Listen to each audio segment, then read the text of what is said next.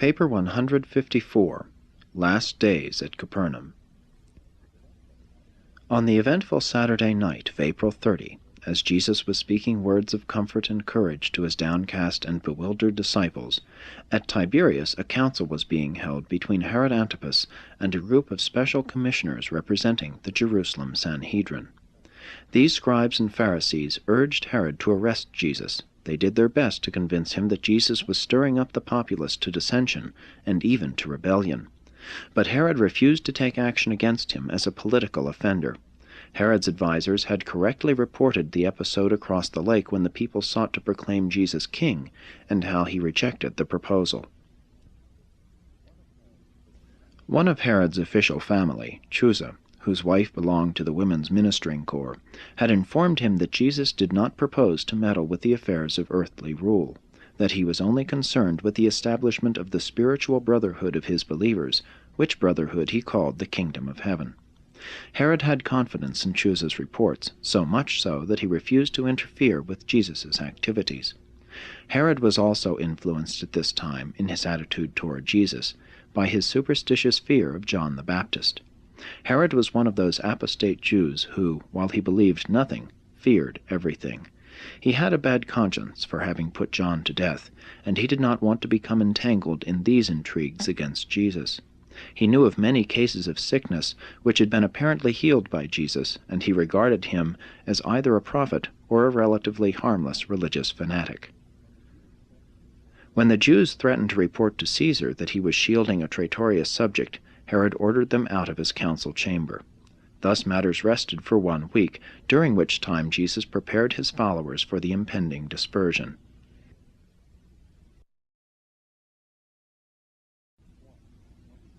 A week of council. From May 1 to May 7, Jesus held intimate council with his followers at the Zebedee house. Only the tried and trusted disciples were admitted to these conferences. At this time there were only about 100 disciples who had the moral courage to brave the opposition of the Pharisees and openly declare their adherence to Jesus. With this group he held sessions morning, afternoon, and evening. Small companies of inquirers assembled each afternoon by the seaside, where some of the evangelists or apostles discoursed to them. These groups seldom numbered more than 50. On Friday of this week, official action was taken by the rulers of the Capernaum synagogue, closing the house of God to Jesus and all his followers. This action was taken at the instigation of the Jerusalem Pharisees. Jairus resigned as chief ruler and openly aligned himself with Jesus. The last of the seaside meetings was held on Sabbath afternoon, May 7. Jesus talked to less than 150 who had assembled at that time. This Saturday night marked the time of the lowest ebb in the tide of popular regard for Jesus and his teachings. From then on there was a steady, slow, but more healthful and dependable growth in favorable sentiment. A new following was built up, which was better grounded in spiritual faith and true religious experience. The more or less composite and compromising transition stage between the materialistic concepts of the kingdom held by the Master's followers and those more idealistic and spiritual concepts taught by Jesus had now definitely ended. From now on, there was a more open proclamation of the gospel of the kingdom in its larger scope and in its far-flung spiritual implications.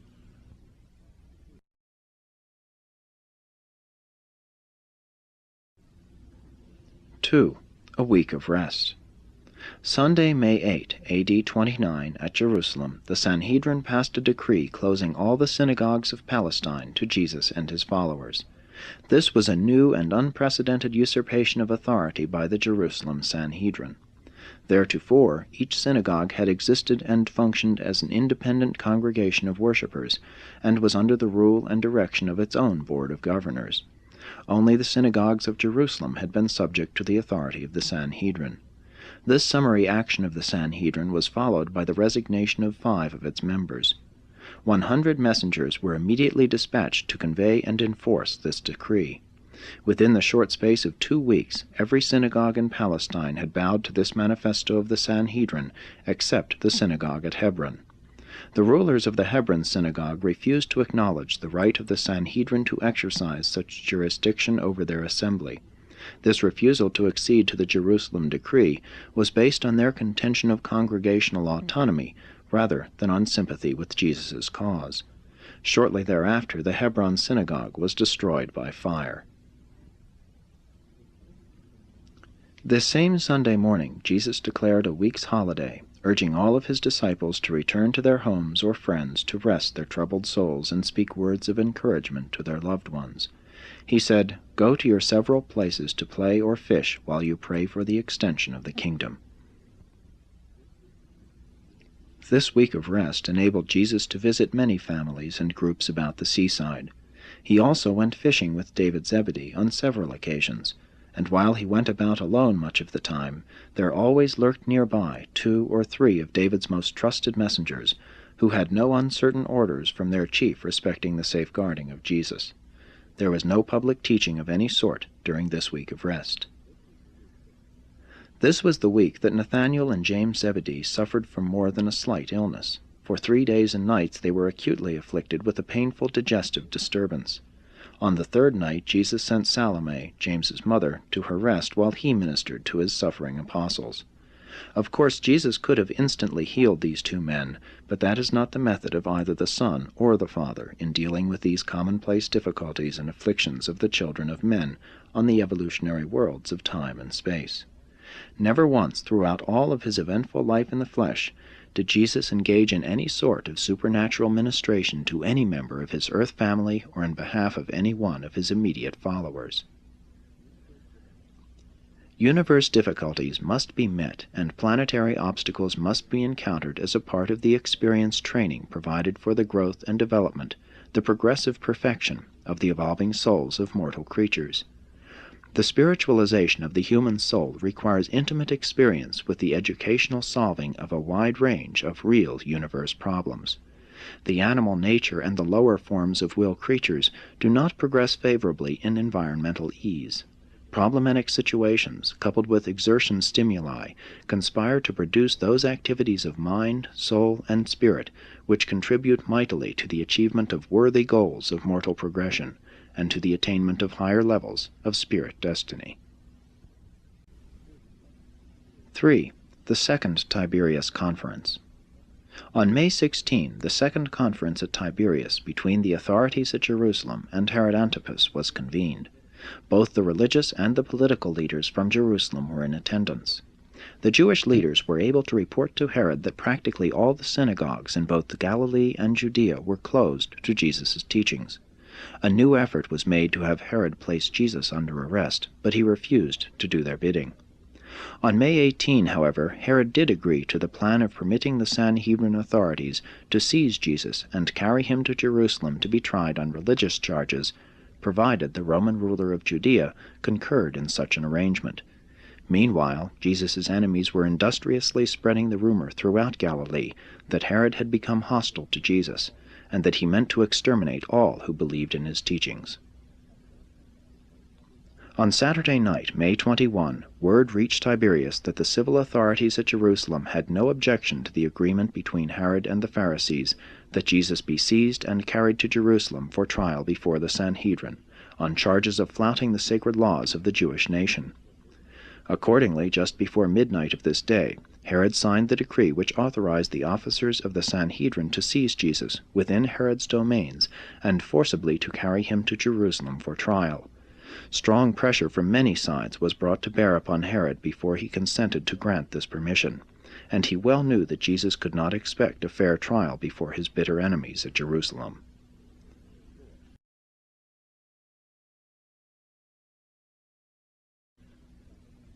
4. Saturday night in Capernaum. On this same Saturday night, in Capernaum, a group of 50 leading citizens met at the synagogue to discuss the momentous question, "What shall we do with Jesus?" They talked and debated until after midnight, but they could not find any common ground for agreement. Aside from a few persons who were inclined to the belief that Jesus might be the Messiah, at least a holy man, or perhaps a prophet, the meeting was divided into 4 nearly equal groups who held, respectively, the following views of Jesus. 1. That he was a deluded and harmless religious fanatic. 2. That he was a dangerous and designing agitator who might stir up rebellion. 3. That he was in league with devils, that he might even be a prince of devils. 4. That he was beside himself, that he was mad, mentally unbalanced. There was much talk about Jesus' preaching doctrines which were upsetting for the common people. His enemies maintained that his teachings were impractical, that everything would go to pieces if everybody made an honest effort to live in accordance with his ideas. And the men of many subsequent generations have said the same things. Many intelligent and well-meaning men, even in the more enlightened age of these revelations, maintain that modern civilization could not have been built upon the teachings of Jesus. And they are partially right. But all such doubters forget that a much better civilization could have been built upon his teachings, and sometime will be. This world has never seriously tried to carry out the teachings of Jesus on a large scale, notwithstanding that half-hearted attempts have often been made to follow the doctrines of so-called Christianity.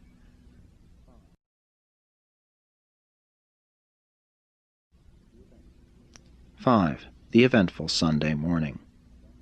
May 22 was an eventful day in the life of Jesus. On this Sunday morning, before daybreak, one of David's messengers arrived in great haste from Tiberias, bringing the word that Herod had authorized, or was about to authorize, the arrest of Jesus by the officers of the Sanhedrin. The receipt of the news of this impending danger caused David Zebedee to arouse his messengers and send them out to all the local groups of disciples, summoning them for an emergency council at 7 o'clock that morning. When the sister-in-law of Jude, Jesus' brother, heard this alarming report, she hastened word to all of Jesus' family who dwelt nearby, summoning them forthwith to assemble at Zebedee's house. And in response to this hasty call, presently there were assembled Mary, James, Joseph, Jude, and Ruth. At this early morning meeting, Jesus imparted his farewell instructions to the assembled disciples.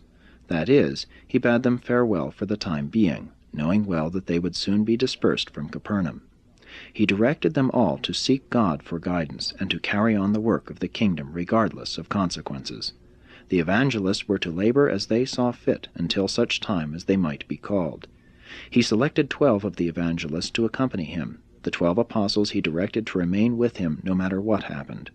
The 12 women he instructed to remain at the Zebedee house and at Peter's house until he should send for them. Jesus consented to David Zebedee's continuing his countrywide messenger service, and in bidding the master farewell presently, David said, "Go forth to your work, master. Don't let the bigots catch you, and never doubt that the messengers will follow after you. My men will never lose contact with you, and through them you shall know of the kingdom in other parts, and by them we will all know about you.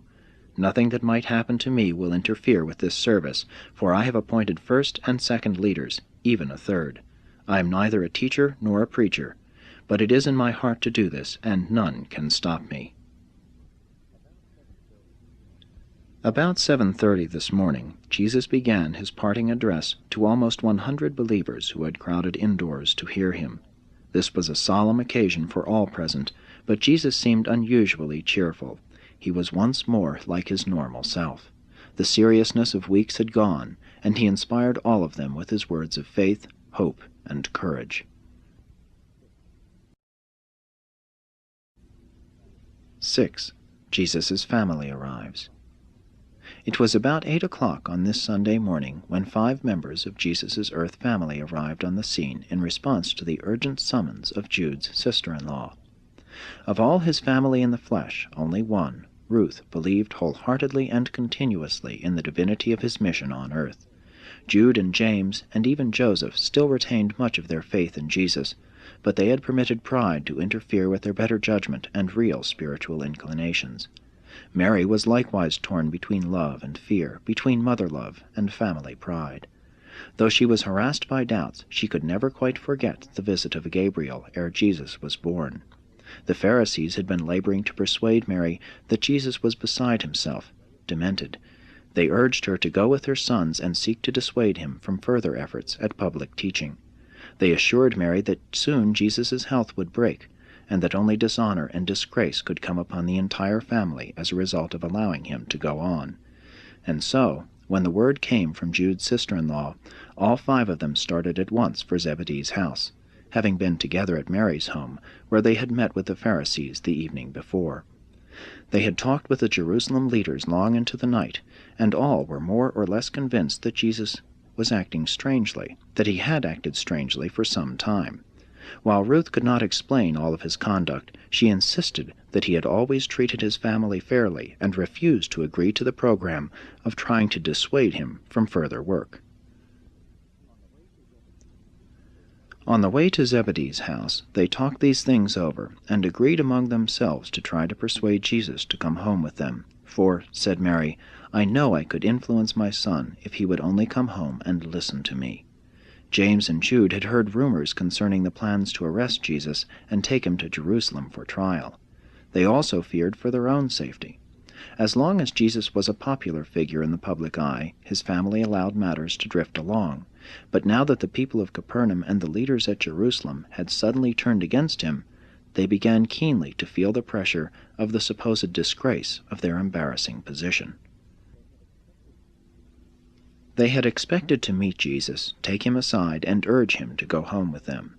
They had thought to assure him that they would forget his neglect of them. They would forgive and forget, if he would only give up the foolishness of trying to preach a new religion which could bring only trouble to himself and dishonor upon his family.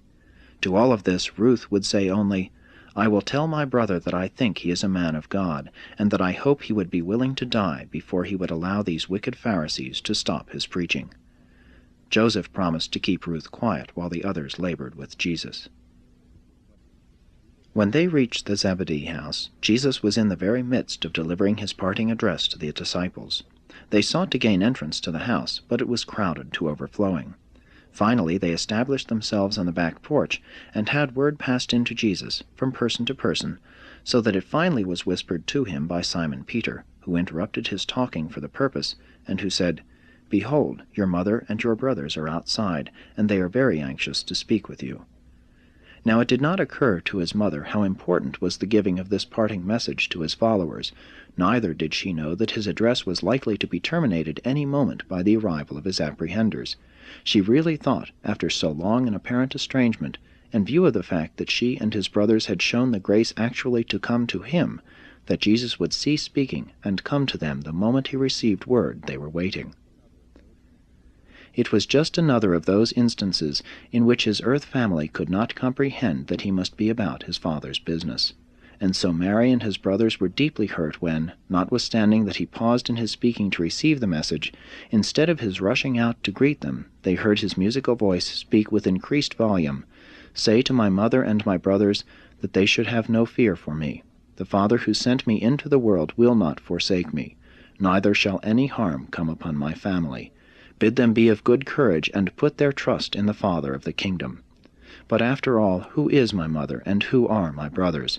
And stretching forth his hands toward all of his disciples assembled in the room, he said, I have no mother, I have no brothers. Behold my mother, and behold my brethren. For whosoever does the will of my Father who is in heaven, the same is my mother, my brother, and my sister.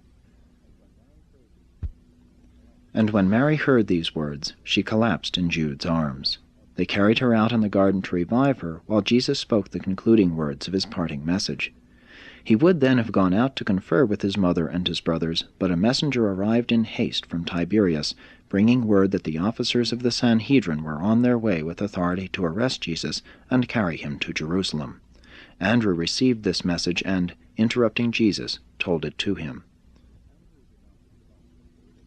Andrew did not recall that David had posted some 25 sentinels about the Zebedee house, and that no one could take them by surprise. So he asked Jesus what should be done.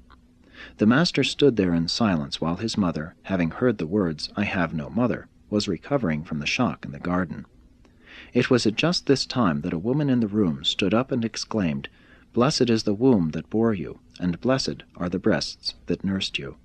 Jesus turned aside a moment from his conversation with Andrew to answer this woman by saying, No, rather is the one blessed who hears the word of God and dares to obey it. Mary and Jesus' brothers thought that Jesus did not understand them, that he had lost interest in them. little realizing that it was they who failed to understand Jesus. Jesus fully understood how difficult it is for men to break with their past. He knew how human beings are swayed by the preacher's eloquence, and how the conscience responds to emotional appeal as the mind does to logic and reason. But he also knew how far more difficult it is to persuade men to disown the past. It is forever true that all who may think they are misunderstood or not appreciated have in Jesus a sympathizing friend and an understanding counselor. He had warned his apostles that a man's foes may be they of his own household, but he had hardly realized how near this prediction would come to apply to his own experience. Jesus did not forsake his earth family to do his Father's work. They forsook him. Later on, after the Master's death and resurrection, when James became connected with the early Christian movement, he suffered immeasurably as a result of his failure to enjoy this earlier association with Jesus and his disciples.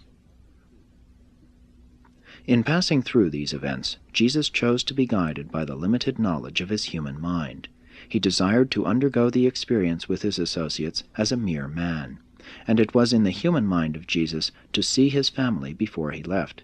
He did not wish to stop in the midst of his discourse and thus render their first meeting, after so long a separation, such a public affair. He had intended to finish his address and then have a visit with them before leaving, but this plan was thwarted by the conspiracy of events which immediately followed. The haste of their flight was augmented by the arrival of a party of David's messengers at the rear entrance of the Zebedee home.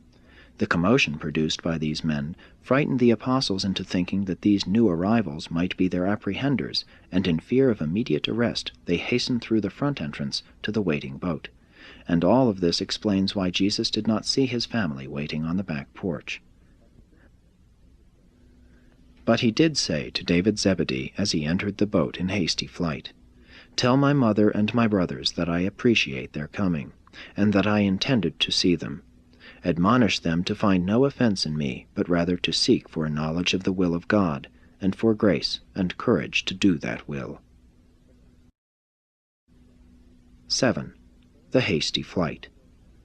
And so it was on this Sunday morning, the 22nd of May, in the year A.D. 29, that Jesus, with his 12 apostles and the 12 evangelists, engaged in this hasty flight from the Sanhedrin officers who were on their way to Bethsaida with authority from Herod Antipas to arrest him and take him to Jerusalem for trial on charges of blasphemy and other violations of the sacred law of the Jews.